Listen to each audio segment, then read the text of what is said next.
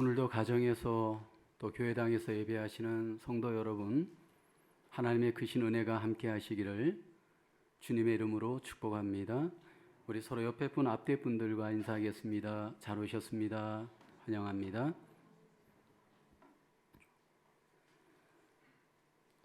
이 땅에 오셨던 예수님이 가장 강조하셨던 것은 하나님의 나라입니다. 예수님께서 하나님의 나라를 이 땅에 세우시기를 원하셨고, 또 우리가 그 하나님의 나라를 이 땅에 세우기를 소원하십니다. 우리가 작년부터 주일마다 마태복음을 나누고 있고, 특별히 마태복음 13장에서는 예수님이 강조하시는 하나님의 나라, 천국에 대해서 비유를 통해 우리에게 소개합니다. 마태복음 13장에는 하나님의 나라 천국에 대해서 7가지 비유를 말씀을 합니다. 반복하여 말씀하시는 이유는 강조하기 위함이고, 반복해서 천국을 비유로 말씀하시는 이유는 천국의 다양성이 있기 때문입니다. 첫째 비유는 씨 뿌리는 비유 말씀하셨습니다. 천국은 4종류의 밭과 같은 사람들의 마음에 천국의 씨인 복음을 이 땅에 뿌릴 때 열매를 거두는 밭도 있고 거두지 못하는 밭도 있다 말씀을 했습니다. 두 번째는 가라지 비유를 통해서 이 땅에 임한 천국은 가라지와 같이 때로 하나님 나라의 그 불완전성도 이 땅에서 경험할 수 있음을 말씀을 하셨습니다. 세 번째, 네 번째 비유는 겨자씨 누룩의 비유였습니다. 작은 겨자씨 같이 또 누룩과 같이 비록 외적으로는 초라하게 보이지만 하나님의 나라는 겨자씨와 누룩과 같이 결국은 크게 성장할 수 있음을 우리에게 말씀하셨습니다. 다섯 번째, 여섯 번째 비유는 보화와 진주의 비유였습니다. 이 땅에 임한 하나님의 나라는 보화와 같고 진주와 같이 가장 가치가 있는 것이므로 우리에게 투자할 만한 것이다 말씀을 하였습니다. 이 비유들을 통해서 주님이 우리에게 소개하는 이 땅에 임한 천국, 하나님의 나라는 어떤 것인지를 우리에게 소개합니다. 이 땅에 임한 하나님의 나라는 지극히 현실적이고 평범한 삶 속에서 우리 모두가 경험할 수 있습니다. 예수님을 믿고 그 믿음으로 경험하는 하나님의 나라는 우리의 삶에 실제적이고 또 우리가 현실적으로 경험할 수 있는 것입니다.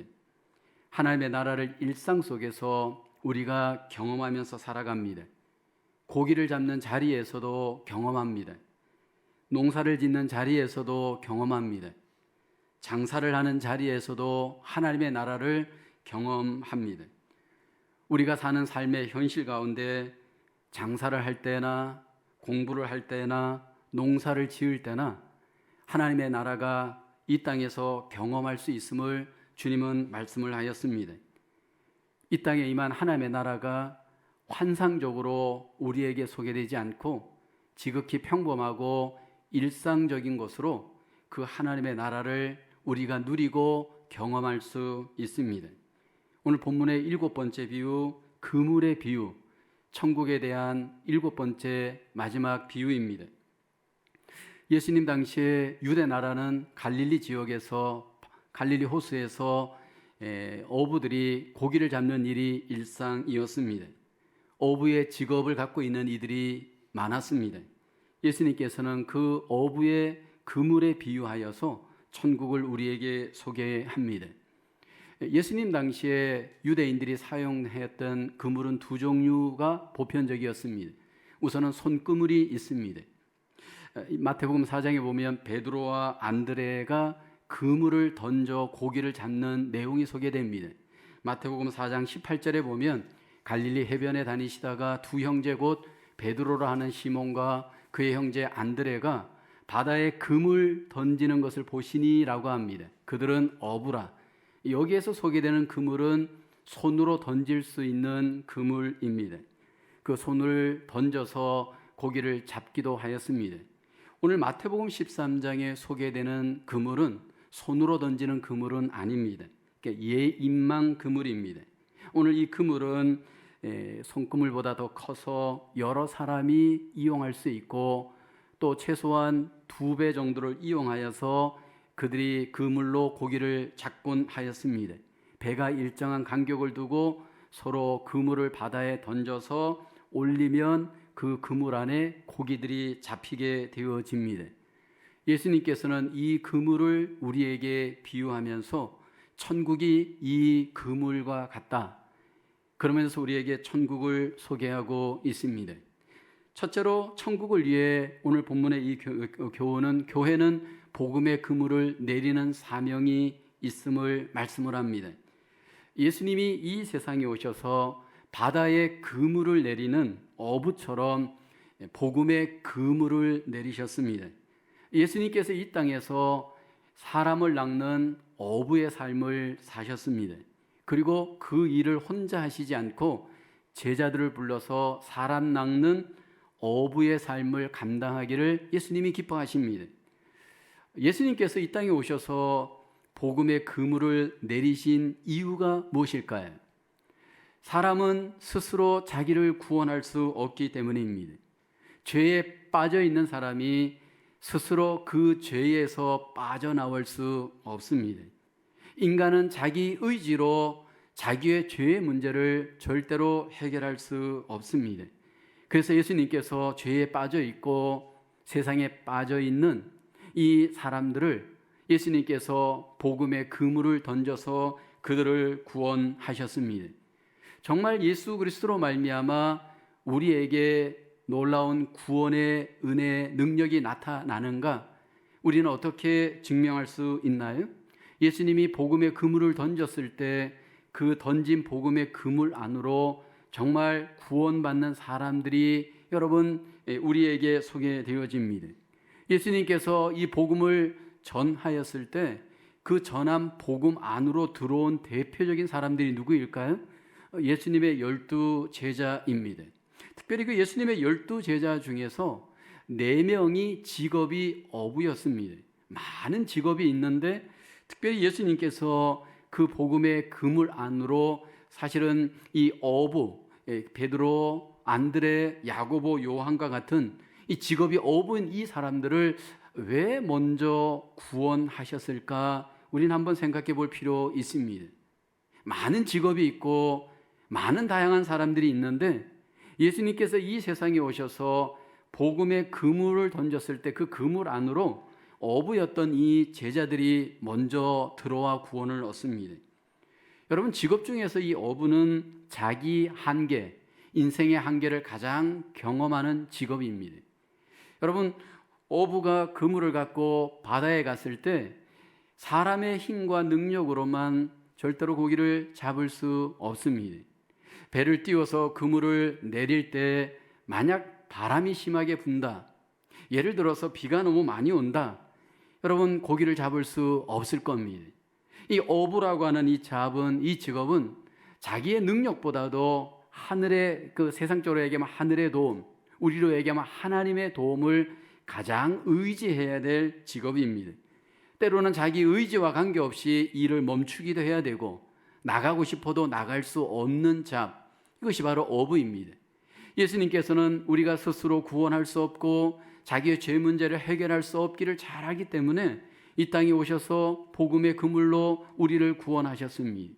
그리고 우리를 그 복음 안으로 초대하셔서 하나님이 주시길 원하시는 모든 놀라운 구원의 선물을 우리에게 베푸시길 원합니다. 이 땅에서 예수님이 복음의 그물을 세상에 내리실 때 예수님이 어떻게 우리에게 자세를 보여주시는지 우리는 주목할 필요가 있습니다. 예수님은 이 복음의 그물을 내리실 때 한 영혼을 천하보다 귀하게 여겼습니다. 지극히 작은 자 하나에 집중하셨습니다. 많은 물고기, 멋있는 물고기를 잡는 것이 아니라 세상적으로 본다면 작고 미미한 존재들을 먼저 주님이 집중하십니다. 예수님께서 그 복음의 그물 안으로 초대하였던 구원받은 자들을 보게 되면 여러분 고기로 본다면 값 나가는 고기가 아니고 사실은 잡종 고기였습니다. 세상적으로 보면 이 잡어 같은 수준의 사람들을 예수님이 먼저 구원하시잖아요. 12명의 제자를 보십시오. 그 당시에 12명의 제자들은 세상적으로 보면 삼류 인생을 살았던 자들이 대부분입니다. 인류 인생을 살았던 자들이 아니었습니다. 왜 주님께서는 이 땅에 오셔서 복음의 그물을 내리실 때 좀 뛰어나고 잘나고 멋있는 사람들을 먼저 구원해 내지 않고 이런 사람들을 먼저 구원해 내실까 질문할 수 있죠. 약한 자를 먼저 구원하시는 그 이유가 무엇일까요? 왜 세상적으로 능력이 없는 자들을 먼저 주님께서는 복음의 그물 안으로 초대하였을까요? 바울은 고린도전서 1장 27절에 하나님의 뜻을 소개합니다. 그러나 하나님께서 세상에 미련한 것들을 택하사 지혜 있는 자들을 부끄럽게 하려 하시고 세상에 약한 것들을 택하사 강한 것들을 부끄럽게 하려 하시며 말씀을 합니다. 하나님께서 한 사람을 천하보다 귀하게 여기되 세상적으로 약한 자들을 먼저 불러내어서 하나님의 위대한 구원의 선물을 베풀기를 기뻐하십니다. 여러분, 주님께서 세상에 복음의 그물을 내리시고 우리를 초대하여서 구원하셨습니다. 그리고 구원받은 우리에게 복음의 그물을 이 땅에서 우리가 내리기를 기뻐하십니다. 교회가 가장 감당해야 될 사명이 무엇일까요? 오늘 교회가 이 땅에 존재하는 가장 큰 목적이 무엇일까요? 예수 그리스도의 이 구원의 복음을 전하는 사명입니다. 예수님께서 그물을 내리셔서 고기를 낚듯 사람을 낚으셨듯이 교회가 가장 먼저 해야 할 일이 이 세상에 복음의 그물을 내려 구원을 이루는 일입니다. 우리는 종종 오해하는 것이 하나 있습니다. 이 교회를 통해서 우리가 예배를 통하여 하나님께 영광을 돌리는 것 중요한 것 인정합니다. 근데 이것 하나가 우리의 목적은 아닙니다.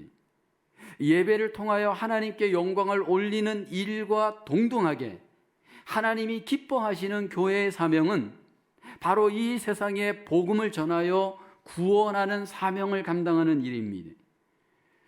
이 땅에 예수님께서 세우신 예수님으로 말미암아 조직되었고 세워졌던 이 교회가 초대 예루살렘 교회입니다. 예수님이 하늘로 떠나시고 난 뒤에 제자들과 함께 이 땅에 가시적인 유형교회가 세워지는데 예루살렘 교회였습니다. 예루살렘 교회가 하나님의 놀라운 은혜로 성령의 충만함을 경험합니다. 성령의 충만함을 경험하면서 그들은 하나님 앞에 예배하기 시작합니다. 집에서도 예배하였고 성전에서도 예배하였습니다. 매일 같이 모여서 떡을 떼고 교제하고 예배하였습니다. 얼마나 기뻤겠습니까? 이렇게 많은 사람들이 모여서 찬송하고 기도하고 교제하고 예배하면서 그들은 너무너무 행복한 하나님의 나라를 이 땅에서 경험하면서 삽니다. 근데 문제는 바로 그것이었습니다. 그렇게 예배를 통해서 은혜를 충분히 경험하는 것, 그것이 전부는 아닙니다. 그 이후에 그와 같은 은혜를 갖고 세상에 나가서 복음을 전하고 하나님의 나라를 세우는 이 일의 사명을 감당해야 했습니다. 근데 그들은 거기까지였습니다. 그러자 초대 예루살렘 교회에 어떤 일이 생깁니까? 박해가 일어나기 시작합니다. 아주 심각하고 위험한 박해가 일어납니다. 그로 인해서 초대 예루살렘 교회가 어떻게 됩니까? 모였던 교회가 흩어지게 됩니다. 그래서 결국 그 흩어지는 초대 예루살렘 교회를 통해서 사마리아에도 복음을 전하고 아시아에도 복음을 전하고 땅끝까지 복음을 전하는 일이 실천되게 하나님께서 섭리하셨습니다. 오늘 우리 교회도 마찬가지입니다. 우리가 열심히 모여서 예배하고 교육하고 교제해야 합니다. 목장으로 모여서 교제하고 대그룹으로 모여 교제하고 예배해야 합니다.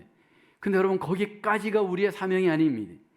그 받은 은혜, 그 받은 기쁨이 이 세상에 나가서 복음을 전하고 하나님 나라를 세우는 일에 우리에게 주님은 사명을 감당하기를 기뻐하십니다.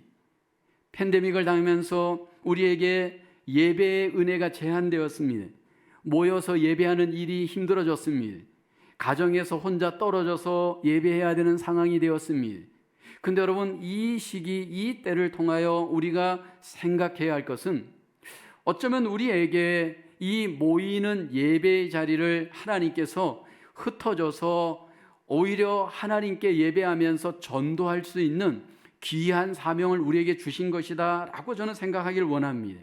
각자의 가정 속에서 일터 속에서, 우리의 삶 속에서 그 자리가 일어나서 복음을 전하고 하나님께 영광을 돌리며 하나님의 나라를 세워갈 수 있는 기회가 되어야 되지 않을까, 저는 그렇게 생각이 되어집니다. 어떻게 우리가 복음의 그물을 세상에 내리고 전할 수 있나요? 어부가 그물을 갖고 고기를 잡을 때 가장 먼저 전제해야 될 것은 그물에 대한 능력을 믿어야 됩니다. 그래야 고기를 잡을 수 있습니다. 오늘 주님께서 우리에게 복음을 맡겨주시고 그 복음을 그물 삼아 세상에 전할 때 먼저 우리가 믿어야 될 것은 복음의 능력입니다. 여러분, 복음의 능력을 믿으시기를 주의 이름으로 축원합니다. 여러분, 이 복음은 모든 믿는 자에게 구원을 주시는 하나님의 능력이 복음 안에 있습니다. 로마서 1장 16절에 말씀합니다. 내가 복음을 부끄러워하지 아니하노니 이 복음은 모든 믿는 자에게 구원을 주시는 하나님의 능력이 됨이라. 먼저는 유대인에게요, 그리고 헬라인에게로다. 이미 우리가 그 구원의 능력을 복음으로 말미암아 경험하셨습니다. 이 능력을 경험하여 구원을 경험하였다면 이제 이 구원이 필요한 세상의 사람들에게 이 구원의 복음을 우리가 열심히 증거하고 사명으로 감당할 수 있기를 주의 이름으로 축원합니다. 믿음으로 전할 때 믿음으로 놀라운 역사가 일어납니다. 믿음으로 전할 때 믿음으로 하나님의 복음의 능력은 우리에게 경험되게 되어질 줄로 믿습니다. 이미 우리가 경험하여서 그 능력을 경험하였습니다. 2021년 한 해 우리 모두가 이 복음의 그물을 이 세상에 열심히 증거하여 하나님의 나라를 이 땅에 세워가시는 하나님의 기이한 사명을 감당할 수 있기를 주의 이름으로 축원합니다. 두 번째로, 천국은 바다 같은 세상에 내려진 그물에 각종 물고기가 있는 것 같이 불완전합니다. 이 땅에 임한 하나님의 나라, 지금 그물 안에 다양한 고기가 있는 것처럼 이 땅에 임한 하나님의 나라는 불완전합니다. 47절에 보면 각종 물고기를 모으는 그물과 같으니 말씀을 합니다. 어부가 바다에서 그물을 내릴 때 많은 고기를, 좋은 고기를 잡을 것을 기대합니다. 근데 막상 그물을 던져서 그물 안에 모여드는 고기들을 보면 그 안에 좋은 고기도 있고 좋지 않은 고기도 있습니다. 이 땅에 세워진 하나님의 나라의 가장 그 모습을 보여주는 것이 바로 교회입니다. 여러분, 이 교회를 보게 되면 얼마나 교회가 불완전합니까? 교회가 얼마나 다양합니까? 먼저 교회 속에 마치 그물 안에 다양한 고기가 모여 있는 것처럼 이 교회 안에는 다양한 사람들이 모여 있습니다. 이 세상 속에 세워진 하나님의 이 교회들을 보게 되면 여러분, 정말 각양각색의 고기 종류처럼 각양각색의 다양한 사람들이 지금 교회 안에 들어와 있습니다. 그 안에는 유식한 배운 사람도 들어와 있습니다. 때로 이 안에는 좀 무식한 사람도 들어와 있습니다. 성격적으로 좋은 사람도 들어와 있고 성격적으로 좀 까다롭고 좀 힘든 사람도 들어와 있습니다. 여러분, 이렇게 다양한 사람들이 이 교회 안에 들어와 있는 그 상태를 하나님께서는 지금 허용하십니다. 왜냐하면 지금은 바로 구원의 때이기 때문입니다. 고린도후서 6장 2절에 보면 이르시되 내가 은혜 베풀 때 너에게 듣고 구원의 날에 너를 도왔다 하셨으니 보라 지금은 은혜 받을 만한 때요, 보라 지금은 구원의 날이로다. 어부가 그물을 내려서 그 그물 안에 많은 고기가, 다양한 고기가 들어와 있습니다. 마찬가지로 지금 예수님께서 우리에게 주신 복음 안에서 놀라우신 하나님의 은혜와 능력이 다양한 사람들이 그 안에 들어와 있는 그 불완전성을 우린 지금 경험을 합니다. 여러분, 그래서 우리가 교회 안에서 이 다양한 사람들 우리가 받아들일 수 있어야 합니다. 좀 나하고 스타일이 맞지 않는 사람 우리는 받아들일 수 있어야 합니다. 그것이 하나님께서 우리에게 원하시는 뜻입니다. 그리고 또 우리는 이 교회를 이루어갈 때 이 교회 속의 불완전성을 우리는 또 인정해야 합니다. 바다에 던져진 그 그물 안에 여러분 좋은 고기만 있다면 얼마나 좋겠습니까? 근데 그 안에 보면 때로는 먹지 못할 류의 고기, 어떻게 보면 내 비위와 맞지 않는 고기도 들어와 있습니다. 근데 교회 안에도 그렇습니다. 이 교회 안에 지금 들어와 있는 지상의 교회는 불완전한 사람들이 들어와 이상한 모습으로 우리가 함께 공존할 수 있는 위험이 있습니다. 그래서 교회 안에 보면 교리적으로 좀 문제가 있는 사람도 들어와 있습니다. 윤리적으로 문제가 있는 사람도 들어와 있습니다. 도덕적으로 문제가 있는 사람도 들어와 있습니다.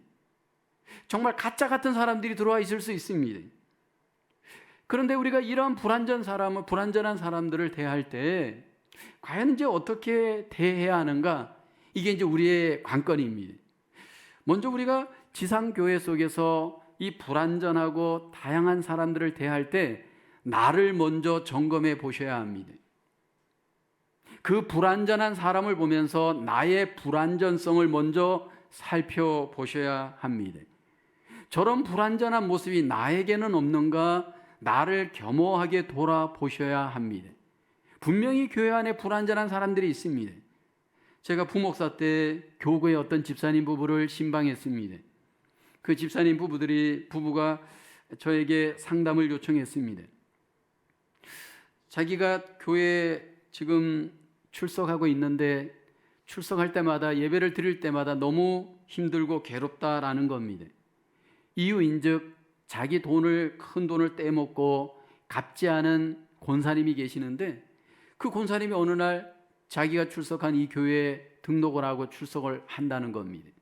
그리고 어느 날 보면 같이 예배를 드리기도 한다는 겁니다. 뒷자리에 앉아서 그분의 뒷모습을 보면 이게 분노가 일어나서 예배가 되지 않는다라는 겁니다. 돈을 떼먹고 연락도 없이 잠적해 있다가 이 교회에 등록을 해서 출석을 해서 다니는데 보니까 남편은 장로고 또 그 여자분은 권사님이, 그리고 교회에서 큰 소리로 아멘을 하고 아주 좋은 옷에 보니까 자기는 힘들게 사는데 아주 돈도 없다는데 보니까 더 화려하고 멋있게 삶을 사는 것이었습니다. 이게 어떻게 했으면 좋겠냐는 거였습니다. 여러분, 그런 경우에 어떻게 해야 됩니까? 제가 그 교구 담당 목사님한테 알아봤더니 이 권사님이 보니까 일종의 상습범이, 그렇게 남의 돈을 떼먹고 속이고 거짓말하면서 살아왔던 내력이 벌써 우리 목사님들도 다 서로 알고는 있었습니다. 그런데 직접적으로 가가지고 어떻게 얘기를 못해. 본인이 그것을 회개하고 고쳐야 되는 건데 참 이게 쉽지 않은 문제예요. 여러분, 이런 문제가 그 집사님만의 문제는 아닐 겁니다. 우리 안에도 여러분, 우리가 함께 예배를 드리지만 우리 속에 불완전성, 죄성이 때로 여러분 남에게 피해를 주고 하나님의 영광을 가로막을 수 있습니다. 근데 여러분, 중요한 것은 지금까지는 그 습관으로 삶을 살았다 할지라도 지금 이후로는 우리가 그것이 나에게 계속되어지지 않기를 원합니다. 2021년이 되어서 많은 분들이 새로운 결심을 하고 하나님께 약속을 하곤 합니다. 근데 그것이 잘 못 적용되어지는 경우가 너무 많습니다. 도박을 끊지 못하는 분, 술을 끊지 못하는 분, 거짓말을 끊지 못하는 분, 잘못된 습관을 끊지 못하는 경우가 얼마나 많습니까? 우리가 바라봐야 될 것은 하나님 앞에 나를 겸허하게 바라보면서 이 삶이 계속 되어지지 않기를 원합니다. 심판대까지 그 죄가 계속 되어지지 않도록 하나님 앞에 나를 돌아보면서 결단하고 끊고 용서받는 은혜가 우리에게 먼저 경험되기를 주의 이름으로 축원합니다. 예수님 앞에서 정말 그게 죄라고 여긴다면 여러분 정말 회개하고 끊고 버리고 정말 새 사람으로 하나님 앞에 나를 세워갈 수 있어야 할 줄로 믿습니다. 그리고 또 우리가 이 불완전한 교회의 모습을 보면서 공동체 속에 이런 불완전성이 나타날 때 과연 어떻게 나는 적용해야 할까요? 여러분, 교회 가운데 내가 보기에 복음에 비추어 볼 때 너무 가짜 같은 사람이 나타날 때가 있을 때 그 사람을 위해서 내가 해야 할 일은 뭘까요? 도무지 기도하지 않습니다. 예를 들어서 묵상도 없고 기도도 없고 말씀대로 살아가질 않습니다. 선교도 하지 않고 순종도 하지 않고 죄악된 습관대로 살아가는 어떤 사람들을 볼 때 여러분 어떻게 해야 될까요? 마음속에 답답함이 있고 갑갑함이 있고 때로 낙심이 일어나기도 합니다. 근데 여러분, 그러한 연약함의 문제를 볼 때, 불완전한 모습을 볼 때 우리가 적용해야 될 것은 무엇일까요? 예수님을 먼저 봐야 됩니다. 예수님께서는 그 불완전한 죄인들을 볼 때 약한 죄인들을 볼 때 어떻게 하셨습니까? 끝까지 예수님께서 보여주신 우리에게 본은 예수님이 먼저 섬기고 먼저 본을 보이는 겁니다. 기도하지 않는다면 내가 먼저 기도로 본을 보이는 겁니다. 전도하지 않는다면 내가 먼저 전도로 본을 보이는 겁니다. 순종하지 않는다면 내가 먼저 순종함의 본을 보이는 겁니다. 성경의 사도 바울이 우리에게 반복하여서 강조하는 것이 뭘까요? 본이 되는 믿음, 본이 되는 영성입니다. 섬김으로 본을 보이고 약한 자의 부족함, 불완전한 자의 불완전함을 그는 채웠습니다. 에베소서 3장 17절에 말씀하죠. 형제들아 너희는 함께 나를 본받으라. 그리고 너희가 우리를 본받은 것처럼 그와 같이 행하는 자들을 눈여겨보라. 우리가 세워가는 이 교회는 불완전합니다. 그 불완전한 사람을 보면서 내가 만약 그 불완전함으로 말미암아 아픔이 있고 상처가 있다면 그 불완전한 자를 위해서 기도해주고 그 불완전한 모습을 섬김으로 불완전을 완전으로 만들어가는 기회가 되기를 주의 이름으로 축원합니다.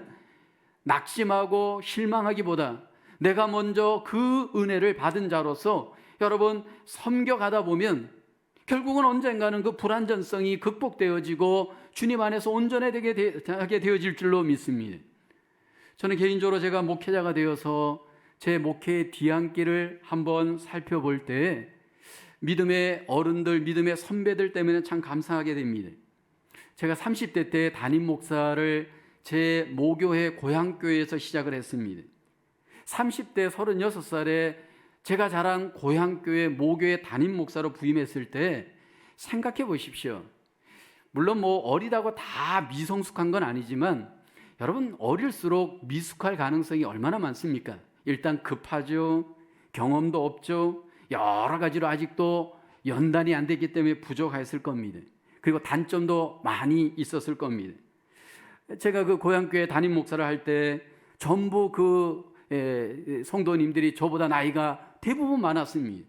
제가 36살에 부임을 했는데 대부분 40대 이상, 또 중직자들은 전부 50대, 60대였습니다. 근데 그 교회에서 제가 잊지 못할 권사님이 계십니다. 이 권사님이 제가 중고등부를 다닐 때 그 2살 위에 그 선배 그 어머니였습니다. 그 집에 종종 놀러를 가서 같이 놀고 같이 식사를 하고 같이 참 이렇게 많은 교제를 했던 그 모습을 그 권사님은 잘 아십니다. 제가 중고등학교 때 신앙이 있으면 얼마나 있겠습니까? 분명히 그 안에 부족함도 있었고 여러 가지로 단점도 많았을 겁니다. 근데 그 교회 담임 목사로 부임을 했고 그 권사님은 이제 권사로 섬기게 되었습니다. 근데 감사한 것은 그 권사님이 저의 약점을 너무 많이 덮어주었습니다. 30대 때 목회할 때 제일 힘든 것 중에 하나가 매일같이 새벽 기도회를 인도하는 것이었습니다. 사택이 교회당 본당 옆에 있었는데 2층에 사택이 있었습니다. 시계를 맞춰놓고 자도 간간히, 지금은 별로 그런 그 확률이 없지만 그때 당시만 해도 종종 보면 미스를 했습니다. 아무리 맞춰놓고 자도 이게 보면 너무 깊게 잠이 들다 보면 새벽기도 시간을 넘기는 경우가 있었습니다. 그러면 밖에서 이게 똑똑똑하고 문을 두드리십니다. 그 권사님이십니다. 항상 조심스럽게 문을 두드려서 목사님 시간 됐습니다 라고 조용히 알려줍니다. 그러면 늦은 시간에 헐레벌떡 옷을 입고 내려와서 새벽 기도를 인도했습니다. 그뿐만이 아닙니다. 또 교회 속에 어떤 여러 가지 제가 미숙해서 모자라는 게 있으면 누군가가 이렇게 부정적인 소리를 하면 그 권사님이 앞장서서 다 막아주셨습니다. 그러면서 결국 한 목회자로 제가 목회를 할 수 있었고 결국은 하나님 앞에 영광을 돌리는 귀한 기회가 되었습니다.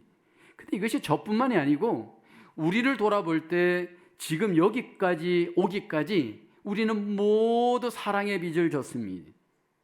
그냥 이 자리에 온 것은 아닙니다. 누군가가 덮어주었습니다. 누군가가 막아주었습니다. 누군가가 품어주었습니다.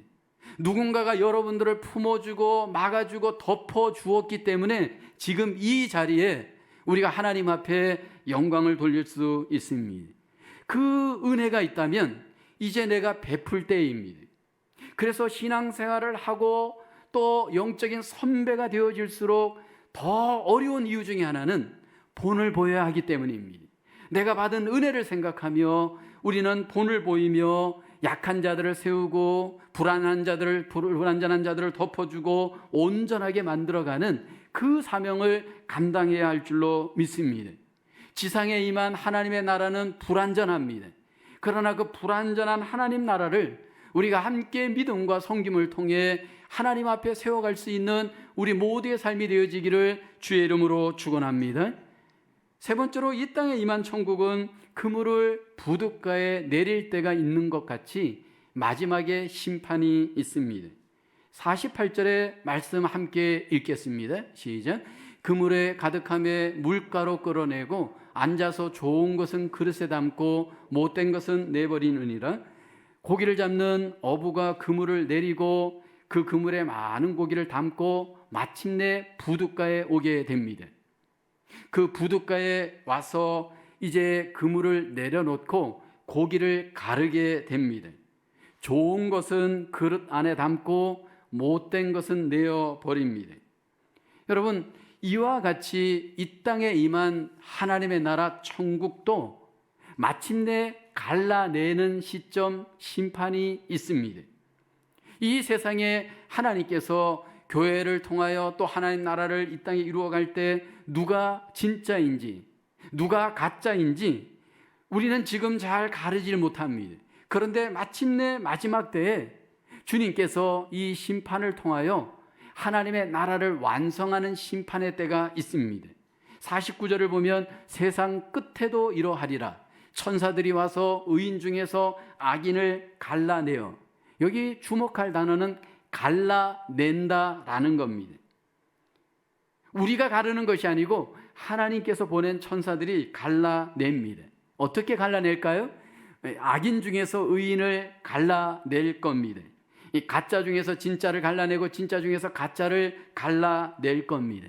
알곡과 가라지를 갈라낼 겁니다.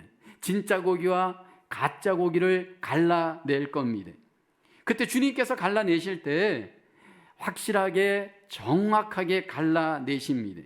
그래서 좋은 것은 그릇에 담고 나쁜 것은 버리는 것처럼 여기 보면 그 이후에 심판의 처소가 있음을 말씀을 합니다.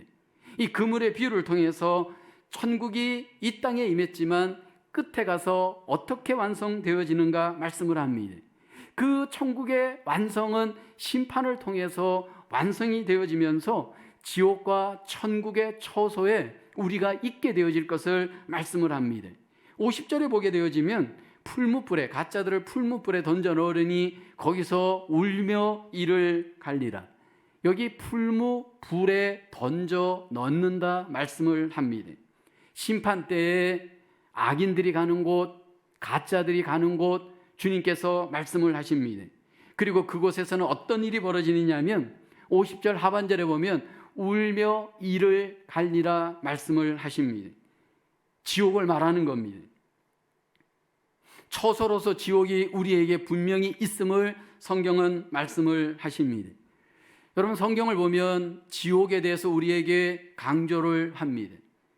지옥을 강조할 때 다양한 용어를 통해 지옥을 소개합니다. 왜냐하면 지옥의 성격이 그만큼 다양성이 있기 때문입니다. 지옥을 소개할 때 히브리어 스올이라고 하는 단어를 씁니다. 이 스올이라는 단어는 때로는 스올로도 우리에게 소개되고 번역되어져 음부라고도 소개가 되어집니다. 그러니까 지옥은 음부입니다. 이 음부라는 이 의미는 보이지 않는 상태, 슬픔, 고통, 파멸의 장소, 이것이 지옥입니다. 그리고 두 번째로 하데스라고 하는 단어도 사용됩니다. 이것은 헬라어로 번역되어져 신약 성경에서 주로 사용합니다. 이 말은 심판, 고통 의미입니다. 그러니까 지옥은 심판, 고통의 장소 의미입니다. 세 번째로 쓰인 단어가 타타루스입니다. 베드로서 2장 4절에 보면 지옥을 이렇게 소개하고 있죠. 하나님이 범죄한 천사들을 용서하지 아니하시고 지옥의 어두운 구덩이, 이 지옥을 어두운 구덩이, 그렇게 우리에게 소개를 하고 있습니다. 그 다음에 가장 예수님께서 많이 사용하였던 지옥이라고 하는 단어는 게헨나입니다. 이 게헨나라는 단어는 예수님께서 당시에 예루살렘 그 성 밖에 쓰레기를 태우고 오물을 태우던 장소가 있었는데 흰놈 골짜기였습니다. 근데 그 흰놈 골짜기를 말할 때 게헨나라고 얘기했습니다. 이 무슨 얘기냐면 지옥이라고 하는 것은 마치 이렇게 쓰레기와 오물을 태우는 이 땅의 흰놈 골짜기와 같은 곳, 그렇게 소개를 합니다.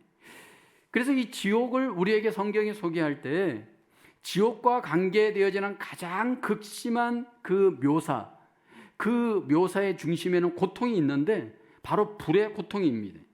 이 지옥은 불이 극심하게 타는 곳입니다. 근데 문제는 그 고통을 우리가 느끼고 의식하면서 영원토록 사는 곳을 성경은 말씀을 합니다. 2017년 대한민국 영화 중에서 그 1000만 이상 이렇게 히트를 쳤던 신과 함께라고 하는 영화가 있었습니다. 그 영화의 그 내용은 사실은 성경적이지 않습니다. 지옥에서 7번의 재판을 모두 거치면 다시 이렇게 사람으로 환생한다라는 내용이 그 영화였습니다. 이것은 성경적이지 않습니다. 이것은 불교적인 내용이고 세상적인 내용이기 때문에 내용은 우리가 공감할 이유가 없습니다. 근데 거기에서 우리가 한 가지 주목해서 공감할 수 있는 내용은 그 영화의 지옥이 소개되는데 거기 보면 극심한 불의 고통이 따르는 곳으로 거기에 보면 소개가 되어지잖아요. 누가복음 16장에 보면 지옥을 소개하는데 부자와 나사로의 비유를 통해 우리에게 소개를 합니다. 부자가 가 있는 곳이 지옥인데 누가복음 16장 24절에 보면 이렇게 고백하죠. 아버지 아브라함이여 나를 긍휼히 여기사 나사로를 보내어 그 손가락 끝에 물을 찌고 내 혀를 서늘하게 하소서 내가 이 불꽃 가운데에서 괴로워합니다. 이렇게 지옥은 불로 고통을 당하면서 영원토록 그 고통을 경험하는 곳입니다. 왜 성경은 이렇게 우리에게 지옥을 조금 더 이렇게 자세하게 이런 장소를 우리에게 소개할까요? 그 지옥의 고통을 우리가 피하게 하기 위함이었습니다. 어떤 분들은 이렇게 말합니다.